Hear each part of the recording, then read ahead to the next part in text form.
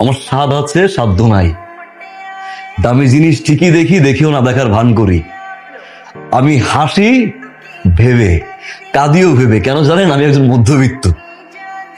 আমি যখন একটা শপিং মলে যাই, একটা দামি শার্ট দেখে আমার খুব ইচ্ছা করে যে আমি আমার বাবার জন্য কিনি। দামি একটা শাড়ি দেখে ইচ্ছা করে আমার মায়ের জন্য কিনি, আমার বউয়ের জন্য কিনি।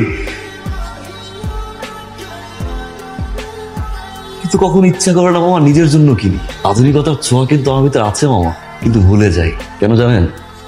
একজন মধ্যবিত্ত তাই।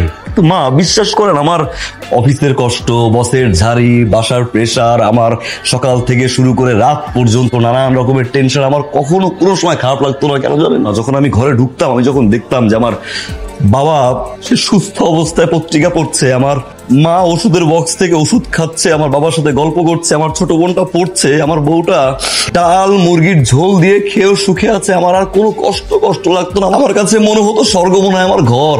আমি 11 মাস সুখে ছিলাম, আমি 11 মাস শান্তিতে ছিলাম। তবে এখন আর সুখে নাই, আমি এখনো শান্তিতে নাই মা। যে ঘরটাকে আমার স্বর্গ মনে হতো না, সেই ঘরটাকে এখন আমার নরক মনে হয়। কেন মা জানেন?